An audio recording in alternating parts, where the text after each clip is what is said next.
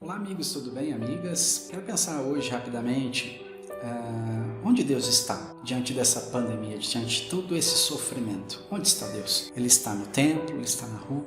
Você deve conhecer certamente o texto da parábola do bom samaritano, lá no Evangelho de Lucas, no capítulo 10, no versículo de 25 a 37. Você pode ler com mais tranquilidade aí.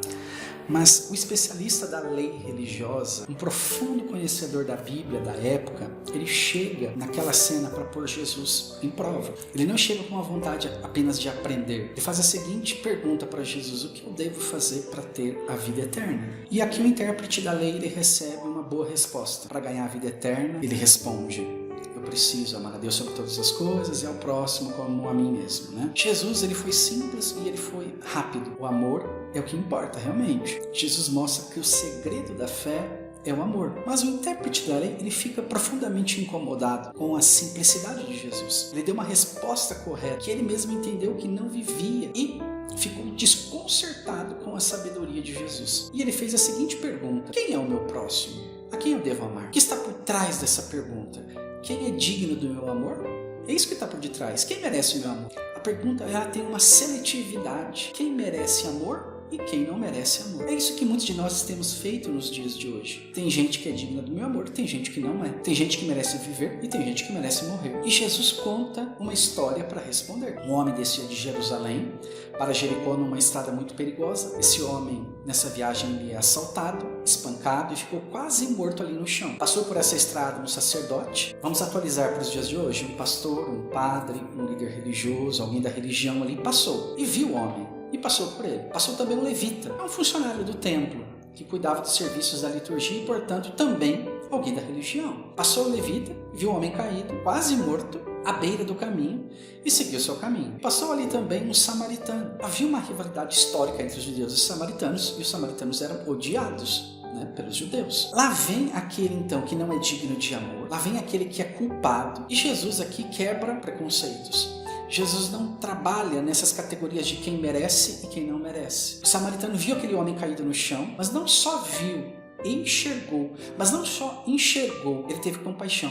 E ele se aproximou, ele tratou das feridas do homem caído, fez curativos, pegou aquele homem, colocou sobre o seu cavalo, levou aquele homem até a hospedaria. Terminou lá de fazer os seus cuidados, pagou a diária e no dia seguinte ele disse ao dono da hospedaria: olha só, se ele tiver mais gastos, quando eu voltar da minha viagem, eu reembolso vocês. Então Jesus mostra para aquele intérprete da lei que o samaritano, de quem não se esperava nada de bom, foi quem agiu. Jesus pergunta: quem foi o homem próximo do homem caído no chão? Vocês perceberam que houve aqui um deslocamento da pergunta. Quem foi, aliás, qual foi a pergunta do intérprete da lei? Jesus não perguntou quem é o meu próximo. Jesus coloca a pergunta e fez a seguinte questão: quem foi o próximo do homem caído no chão? A lógica de Jesus então ela é outra. Como se Jesus trabalhasse da seguinte maneira: a questão não é de quem é o seu próximo. A questão é de quem você se faz próximo. Jesus ele não seleciona pessoas para indignidade. Por isso, todas as pessoas deveriam ser alvo da compaixão de Jesus, do nosso amor. A questão é se a gente se movimenta, se a gente se desloca. O intérprete da lei então responde: quem usou de misericórdia. Quem sente a miséria do outro. Jesus termina do jeito que havia começado: vai e faça você mesmo. Pratica, esse é o segredo da vida. Então o sacerdote e o levita viram um homem caído no chão, mas seguiram o seu próprio caminho. Por que eles fizeram isso? Pelo menos 3 hipóteses nesse texto que podem ser levantadas. A primeira hipótese é a indiferença. Será que eles estavam tão acostumados com a miséria, com a desigualdade, com a violência, que eles perderam a capacidade de se comover diante do sofrimento do outro? Será que era a indiferença e a naturalização do sofrimento? Vocês sabem, nós estamos no meio de uma pandemia, batendo recordes de mortes por dia.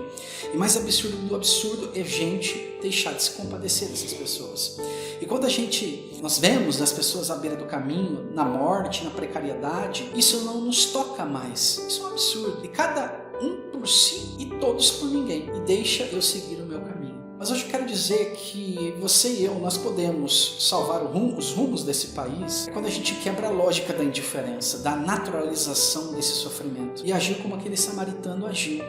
E sentiu a vida que se importou com o outro. Ele sente a dor do outro. É o que tem faltado nos dias de hoje. Segundo, pressa para chegar no templo. Será que o sacerdote e o levita, eles não pararam porque estavam com pressa de chegar logo no templo? Será que eles acharam que Deus está no templo. Eu fico triste quando eu vejo muitos pastores, líderes religiosos, querendo abrir as portas da sua igreja nesse momento de pandemia, por exemplo, para um culto público, né? Não se trata de desvalorizar o culto ou desvalorizar a igreja como espaço de socorro, mas a gente tem que ter responsabilidade. As famílias estão chorando, as pessoas estão morrendo, e não é uma atitude responsável promover, por exemplo, aglomerações. A igreja, ela pode até estar fechada no tempo, mas o nosso coração ele deve estar aberto para socorrer as pessoas, para orar por elas, para fazer circular alimentos. E muitas igrejas têm feito isso. Será que nós estamos perdendo de vista que Deus não está preso num templo? É isso que Jesus está ensinando aqui. E é isso que o samaritano viu. Deus estava junto com aquele homem caído, espancado. Deus estava ali pedindo ajuda. Como Deus está agora junto com as famílias enlutadas. Como é que Deus está junto agora com pessoas na fila para entrar numa UTI, por exemplo? Deus está ali.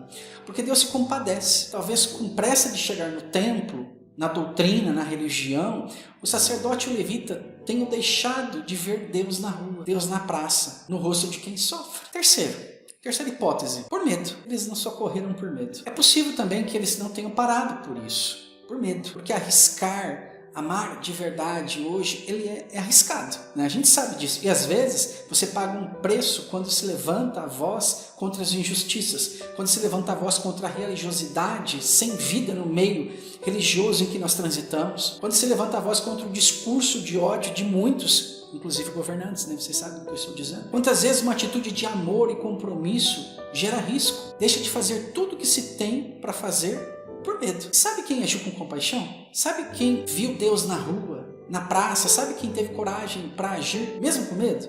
O tal samaritano. Porque Jesus não trabalha com essa lógica de que o sacerdote é um exemplo necessariamente, sempre. Porque Jesus não trabalha com isso. Jesus está dizendo, olha, as pessoas que vocês desprezam estão entendendo e vocês não. As pessoas que vocês desprezam estão sabendo mais de Deus do que vocês estão sabendo.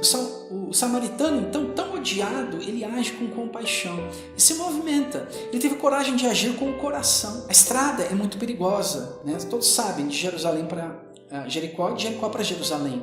Mas a estrada é mais perigosa para uns do que para outros. Nós estamos todos na mesma tempestade, mas nós não estamos todos no mesmo barco. Tem gente em uma fila de UTI sem acesso até ao oxigênio neste momento no Brasil. Corpos vulneráveis numa sociedade tão desigual. Aí vem Jesus e mostra uma história de que Deus está na rua, de que Deus está na praça, de que Deus está na fila de um hospital, de que Deus está no rosto do próximo. O intérprete da lei saiu dali diferente, com certeza. Chegou diante de Jesus cheio de arrogância e prepotência, querendo fazer uma pegadinha com Jesus. Eu conheço a lei, eu conheço a Bíblia, eu sou um homem de Deus. E ele teve que aprender e entender que enquanto tem pessoas sofrendo, os religiosos estão correndo para o templo. Por isso, esse texto exalta o amor que lança fora todo medo, o amor que consola, o amor que conforta.